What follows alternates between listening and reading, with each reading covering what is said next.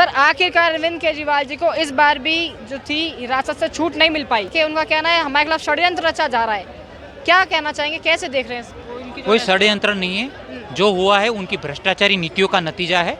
केजरीवाल दूध के धुले नहीं थे, अपने आप को नॉन करप्ट बताते थे। जैसे कि एक राजनेता और राजनीति अलग नहीं हो सकती, ऐसे केजरीवाल झूठ और भ्रष्टाचार अलग नहीं हो सकता।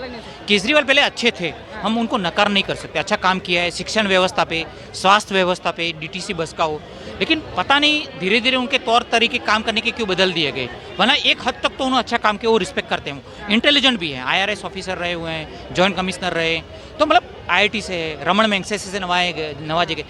पता नहीं उनके तौर तरीके, मुझे लग रहा है कोई भ्रष्टाचारी गुरु पकड़ लिया होगा, वरना उनका तौर तरीका नहीं बदलता ना तो भारत की जनता अरविंद केजरीवाल को प्रधानमंत्री के चेहरे के तौर पे देखती थी, वो भी इतना सत्य है। लेकिन अरे कौन सी ऐसी पार्टी बताओ कि जो 10 साल में नेशनल लेवल पार्टी बनी हो, तो वही सिर्फ आर पार्टी है। तो आप पार्टी का समर्थन नहीं करते, लेकिन केजरीवाल जी पहले अच्छे थे, अच्छा काम भी करते थे, दिल्ली के गली मोहल्लों में जाते, दूर प्रजा का दुख दर्द समझते थे। पता नहीं किसी क्या नज़र लग गई, मुझे लग रहा है केजरीवाल की बुरी नज़र लग गई मोदी और भाजपा को, और केंद्रीय जांच एजेंसी की नज़र लगी उनकी भ्रष्टाचारी नीतियों पे।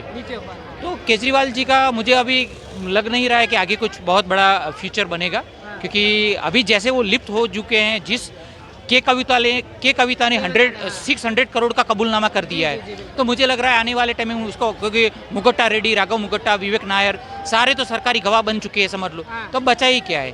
क्योंकि अब मुझे नहीं लगता कि ईडी या जो केंद्रीय जांच एजेंसी से वो बचेंगे, मुझे नहीं लगता। तो नहीं कहता कि इसलिए नहीं बच पाएगा कि ईडी जो एजेंसी है सारी तो मिली हुई है, कोई मिला हुआ नहीं है। देखो, जब मैं भी गुजरात से हूँ, मोदी जी की सियासत देखी, हम कोई अंधभक्त नहीं है या बीजेपी के सपोर्टर नहीं है, फैक्ट्स है तो कहेंगे।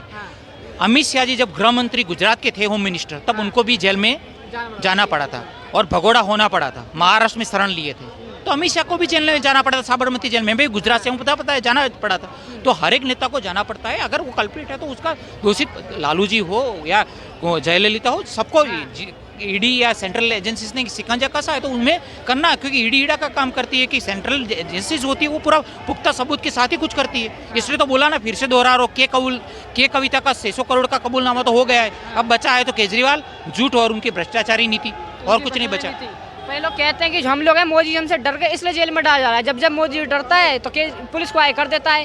कहते हैं कि केजरीवाल का सबसे बड़ा डर जो है मोदी है, मोदी जी डर रहे हैं केजरीवाल से। नहीं, ऐसी कोई बात नहीं है।